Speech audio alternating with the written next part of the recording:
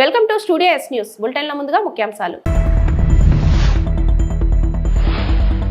రాములూరుని దర్శించుకున్న మంత్రి సీతక్క.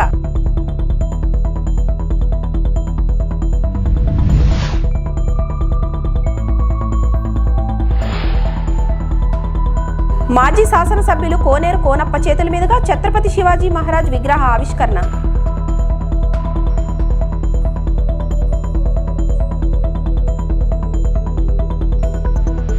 ప్రజల్ని పట్టి పీడిస్తున్న చంద్రబాబు, విడుదల రజనీ.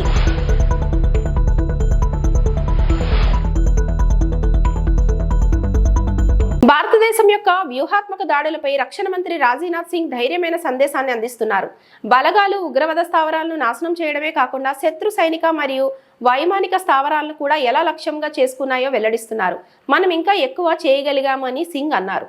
భారతదేశం యొక్క ఉద్దేశపూర్వక సంయమనం మరియు బాధ్యతతో కూడిన శక్తి యొక్క ప్రపంచ సందేశాన్ని నొక్కి చెప్పారు. सैन्य अड्डों एयर बेसिस को तबाह किया. एक बार हमारे फोर्स के जो यहाँ पर चीफ्स और दूसरे बैठे हैं उनका किया जाना चाहिए.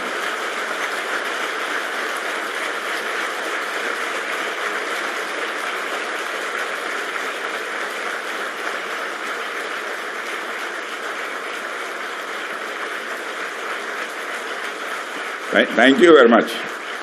मैं रोकूंगा नहीं तो रुकेगा नहीं. वैसे साथियों, करने को हम कुछ और भी कर सकते थे.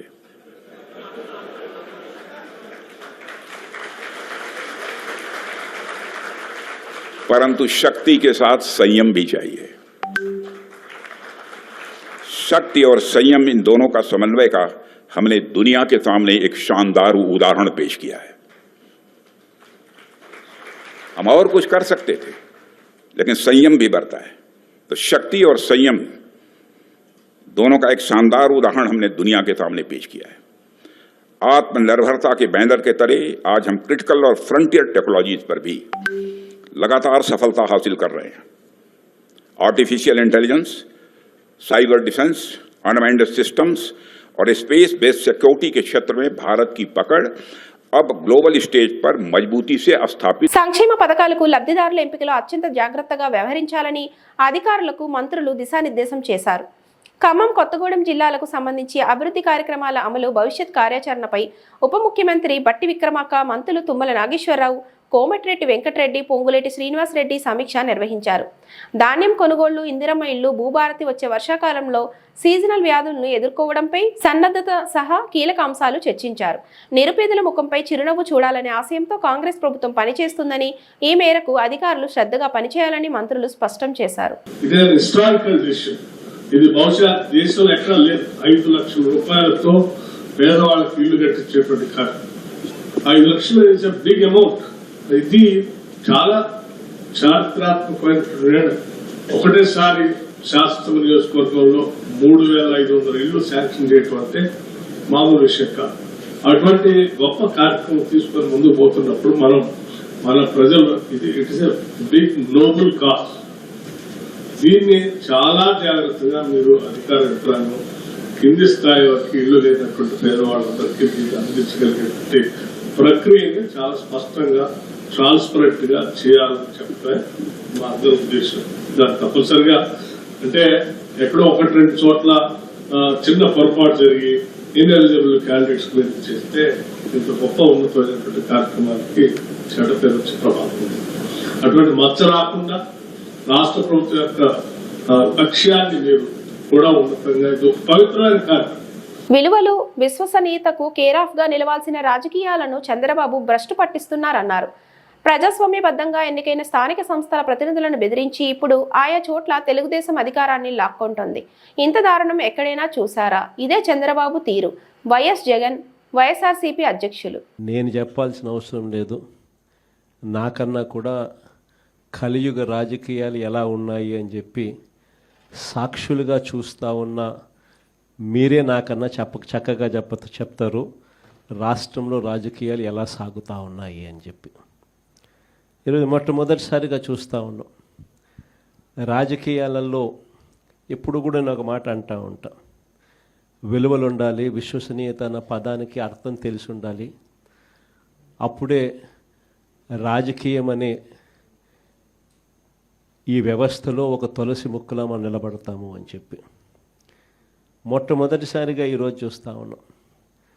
రాజకీయాలను భ్రష్టు పట్టిస్తూ ఉన్న పరిస్థితి ఎప్పుడైనా చూసాము అని అంటే అది చంద్రబాబు నాయుడు గారి పరిపాలనలో మాత్రమే ఇలా భ్రష్టు పట్టించే కార్యక్రమం జరుగుతుంది అని.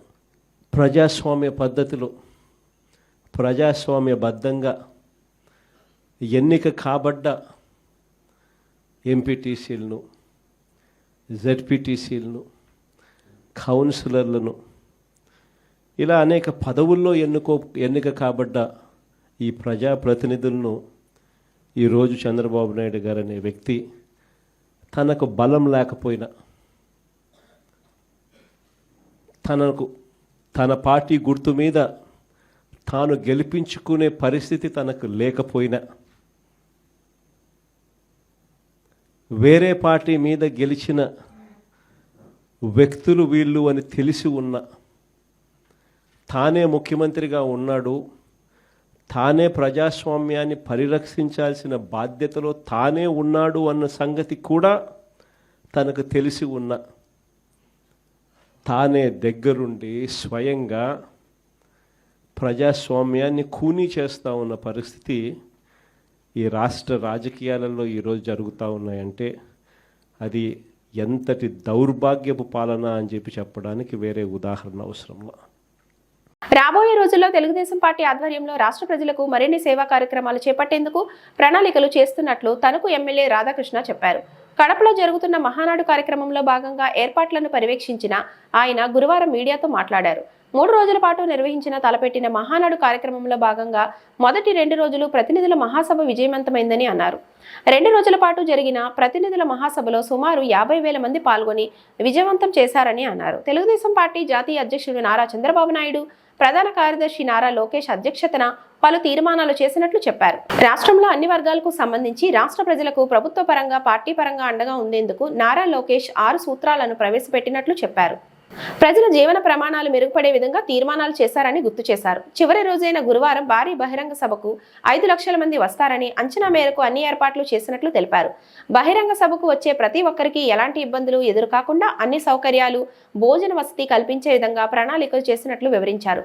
30 సంవత్సరాలుగా పార్టీకి సేవ చేసిన చంద్రబాబు నాయుడు మరోసారి జాతీయ పార్టీ అధ్యక్షుడిగా ఏకగ్రీవంగా ఎన్నికైనందున అభినందనలు తెలిపారు. తణుకు నియోజకవర్గం నుండి భారీ సంఖ్యలో మహానాడుకు తరలివచ్చిన పార్టీ నాయకులు, కార్యకర్తలు, అభిమానులు ఎంతో ఉత్సాహంగా పాల్గొని మరింత ఉత్తేజాన్ని పొందాలని ఎమ్మెల్యే రాధాకృష్ణ చెప్పారు.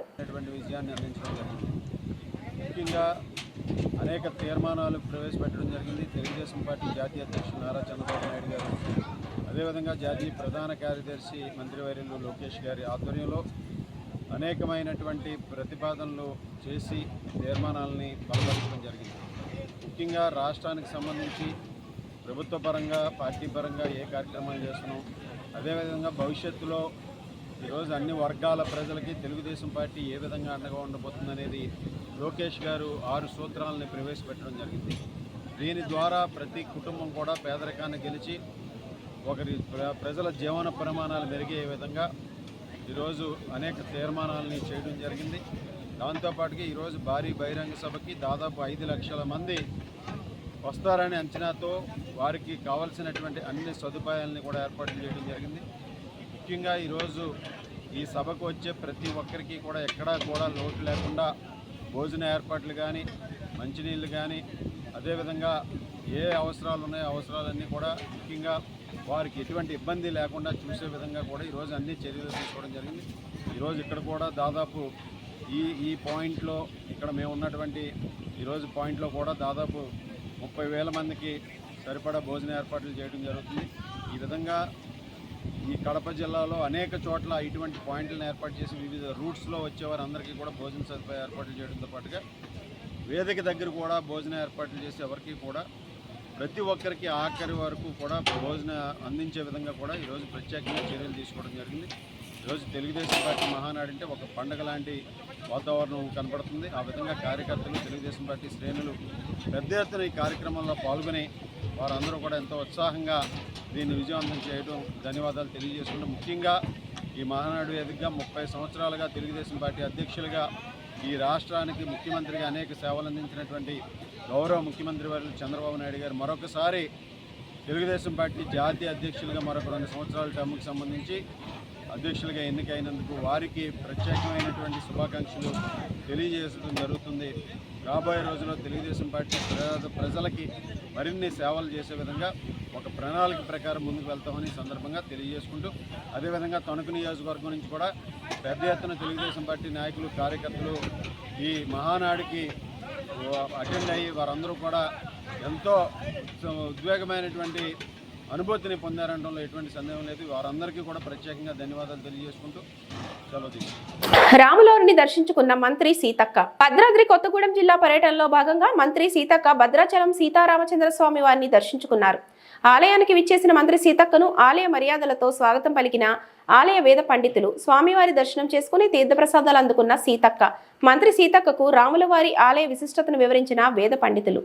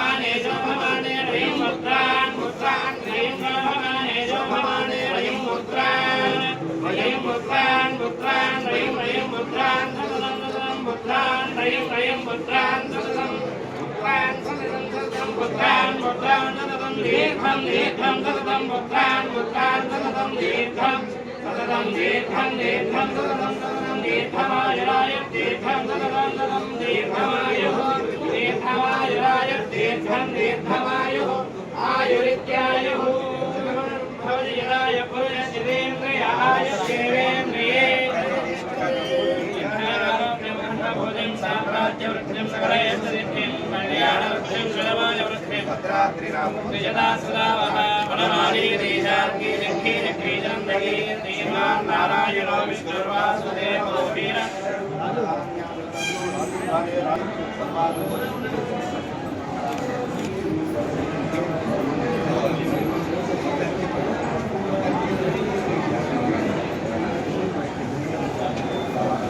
ఇంజనీరింగ్ ఫీజులు పెంచొద్దు, బి కేటగిరీ సీట్లను కౌన్సిలింగ్ ద్వారానే భర్తీ చేయాలని, డొనేషన్లు తీసుకునే కాలేజీల యాజమాన్యాలపైన చర్యలు తీసుకోవాలని బీఆర్ఎస్వి ఆధ్వర్యంలో మాసబ్ ట్యాంక్ ఉన్నత విద్యామండలి వద్ద నిరసన అనంతరం ఉన్నత విద్యామండలి చైర్మన్ బాలకృష్ణారెడ్డిని కలిసి వినతి పత్రం సమర్పించిన బీఆర్ఎస్వి అధ్యక్షుడు గెల్లు శ్రీనివాస్ యాదవ్, ఉపాధ్యక్షుడు తుంగబాలు మరియు తదితరులు. గెల్లు శ్రీనివాస్ యాదవ్ బీఆర్ఎస్వి రాష్ట్ర అధ్యక్షులు. రేవంత్ రెడ్డి గారి ప్రభుత్వం ఎన్నికల ముందు కాంగ్రెస్ పార్టీ అధికారంలోకి వస్తే మొత్తం బి కేటగిరీ సీట్లను కూడా కరీంనగర్ కోటలో అయితే ఏ విధంగా భర్తీ చేస్తారో ఆ విధంగానే ఇవాళ బి కేటగిరీ సీట్లను కూడా మేనేజ్మెంట్ సీట్లను కూడా భర్తీ చేస్తామని చెప్పి ఆ రోజు మాట ఇచ్చిన రేవంత్ రెడ్డి గారు ఇవాళ అధికారంలోకి వచ్చి సంవత్సరం నరేను కూడా ఇది 2వ సంవత్సరం నడుస్తున్నా కూడా ఇంతవరకు కూడా ప్రభుత్వం కూడా ఇవాళ ఇంజనీరింగ్ కాలేజీల కోసం ఎలాంటి డైరెక్షన్ ఇవ్వకపోవడం వల్ల ఇవాళ మొత్తం ఇవాళ రాష్ట్రంలో ఇంజనీరింగ్ కాలేజీలు మొత్తం కూడా ఇవాళ సిఎస్సి లాంటి కోర్సులు అన్నిటి కూడా ఒక్కొక్క విద్యార్థి దగ్గర ఇవాళ ఇప్పటికే కౌంటర్లు ఏర్పాటు చేసుకొని 20 నుంచి 20 లక్షల వరకు ఇవాళ డొనేషన్లు తీసుకుంటున్నారు.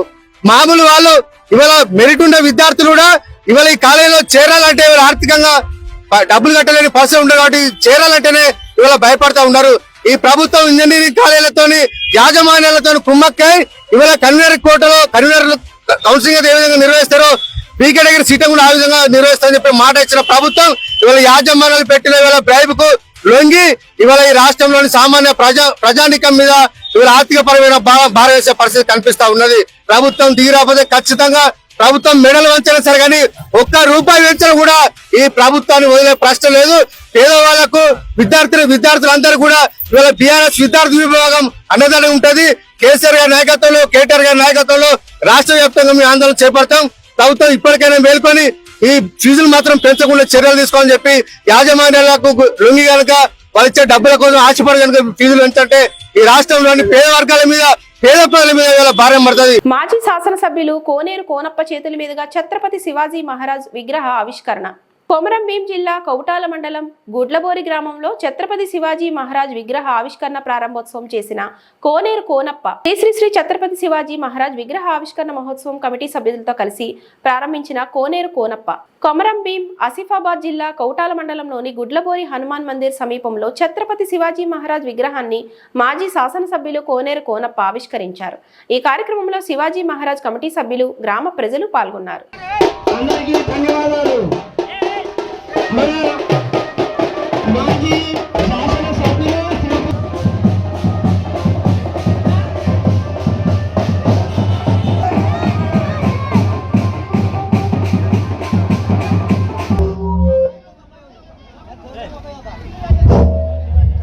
అధ్యక్షులు మరియు మండల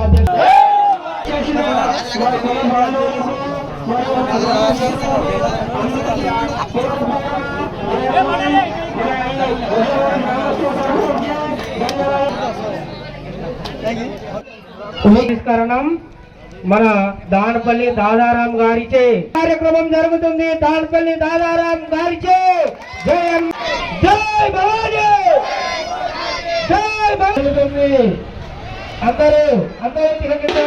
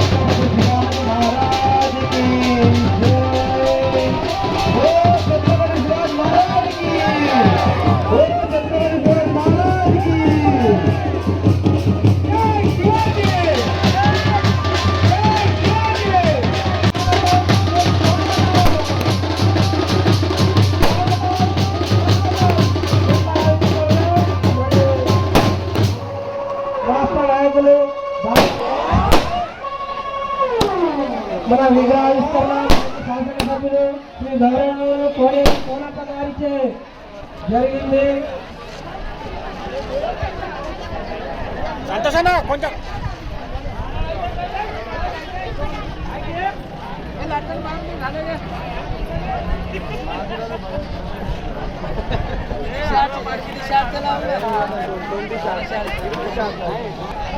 ఆర్యకుల సంఘం రాష్ట్ర ఉపాధ్యక్షులు మరియు వివిధ గ్రామాల నుంచి ముఖ్య అతిథిగా విచ్చేసిన గౌరవనీయులు శ్రీ నలుగురు వానపల్లి మరియు డొక్కుల నారాయణ. పశ్చిమ గోదావరి జిల్లా నర్సాపురంలో రాష్ట్ర స్థాయి చెస్ పోటీలు గత 8 సంవత్సరాల నుండి నులి శ్రీనివాస్ కుమారుడు జ్ఞాపకార్థంగా నిర్వహిస్తున్న చెస్ పోటీలకు విశేష స్పందన లభిస్తుందని, పోటీలకు జూనియర్ సీనియర్ లెవెల్స్ గా విభజించి నిర్వహించిన ఈ పోటీలకు సుమారు 400 మంది చెస్ క్రీడాకారులు పాల్గొన్నారు.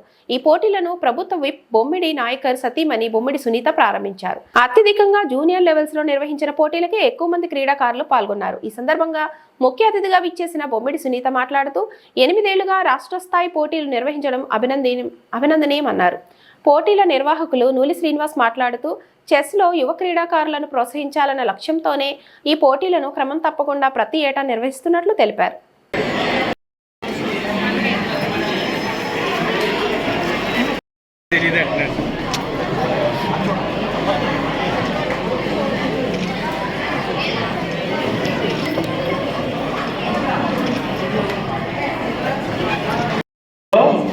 ఫస్ట్ రౌండ్ ఒకటే ఉంటుంది అయిపోయిందా?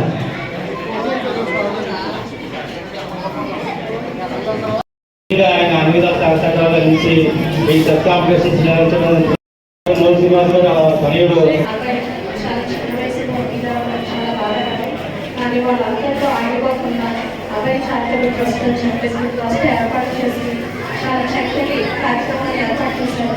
ఇది మనందరికీ కూడా చాలా స్ఫూర్తిదాయకం. ఎందుకంటే ఎవరైనా సరే పేషెంట్స్ అందరితో ఆగిపోకుండా అందరినీ కూడా ఎంకరేజ్ చేసే విధంగా వాళ్ళ ముందుకు వచ్చారు. ఇక్కడికి విచ్చేసిన స్టూడెంట్స్ అందరికీ కూడా పార్టిసిపేట్ చేసే ప్రతి ఒక్కరికి కూడా నా హృదయపూర్వక నమస్కారాలు. అందరికీ కూడా ఆల్ ది బెస్ట్ అండి. ఈ అవకాశం ఇచ్చిన మాకు ధన్యవాదాలు. సంతోషం. స్టేట్ ఎక్కడ జరగదు ఫ్రీ ఉచిత టెస్ట్ లాస్ట్ 5 years నుంచి ఉచితంగా ఎంట్రీ ఫీజు లేకుండా గవర్నమెంట్ ఇండియాలో జరిగింది ఒకటే. కోవిడ్ సమయంలో కూడా సారు గ్యాప్ రాకూడదని కోవిడ్ సమయంలో కూడా ఆన్లైన్లో కొనబెట్టారు. సో ప్రపంచం మొత్తం మీద మ్యాక్సిమం 2000 ఎంట్రీస్ అయితే ఆ 2000 ఎంట్రీస్లో గ్రూప్ అయింది. దాంట్లో 15 members గ్రాండ్ మాట్లాడారు.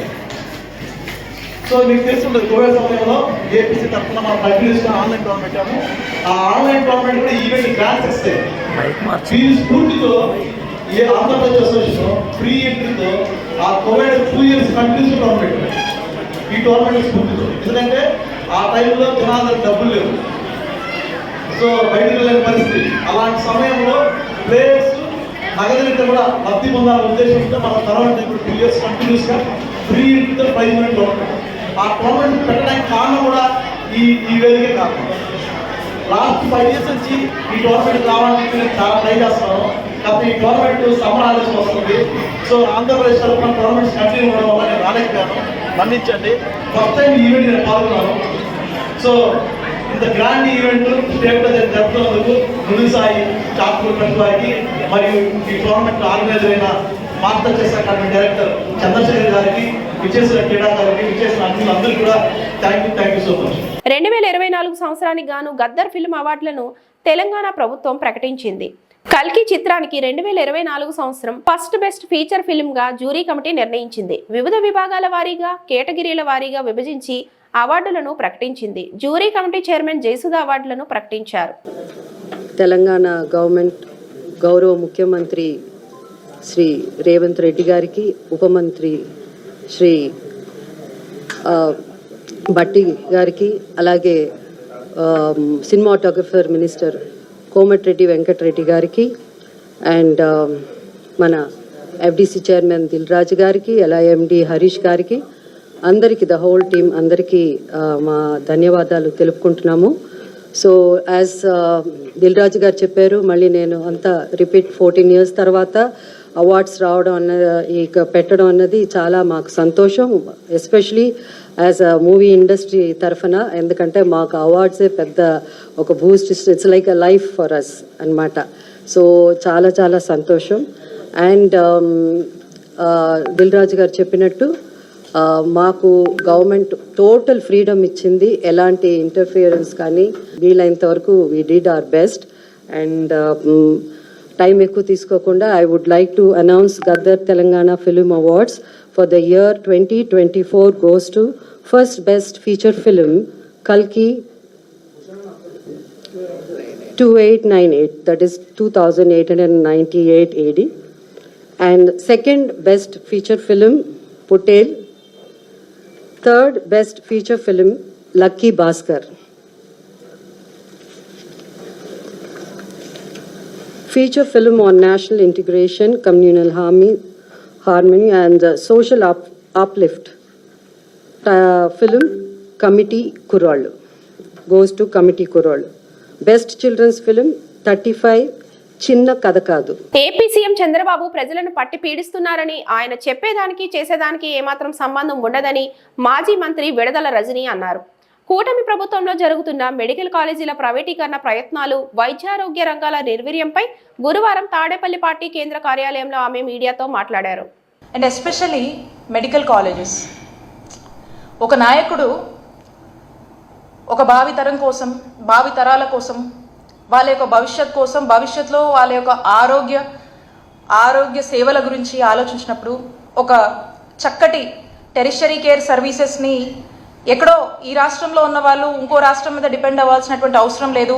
నా రాష్ట్ర ప్రజలు దేశంలో ఉన్నటువంటి ఇతర రాష్ట్రాల కన్నా మిన్నగా ఈ రాష్ట్రంలో వైద్య సేవలు నేను కల్పించాలి అనేటువంటి ఒక దూరపు దృష్టితో, ఒక గుడ్ ఫోర్ఫ్రంట్ వ్యూతో ఆలోచించినప్పుడు, ఒక 1000 మైళ్ళు వేగంగా ఆలోచించినప్పుడు, ఒక మైల్తో మనం మొదలు పెట్టాలని చెప్పి, ఒక స్టెప్తో మనం మొదలు పెట్టాలి, మనం అంత ఫోర్ఫ్రంట్ వ్యూతో మనం ఆలోచిస్తున్నప్పుడు అనే దానికి ఒక ఆలోచనకు శ్రీకారం చుట్టాలనేటువంటి ఒక ఆలోచన చేసి రాష్ట్రంలో, నాకు తెలిసి దేశంలో ఎక్కడా ఎన్నడూ లేనటువంటి ఒక గొప్ప ఆలోచన, ఏ రాష్ట్రం కూడా చేయనటువంటి సాహసం మన నాయకుడు జగన్మోహన్ రెడ్డి గారు, జగనన్న ప్రభుత్వంలో వారు వచ్చినటువంటి మొట్టమొదటి రోజు నుంచి కూడా ఒక గొప్ప ఆలోచన చేసి రాష్ట్రంలో 17 గవర్నమెంట్ కాలేజీలు తీసుకురావాలనేటువంటి ఒక గొప్ప ఆలోచన చేసి సుమారు 8,500 కోట్ల బడ్జెట్ని దానికి కేటాయిస్తూ 3 phases-గా వీటిని డివైడ్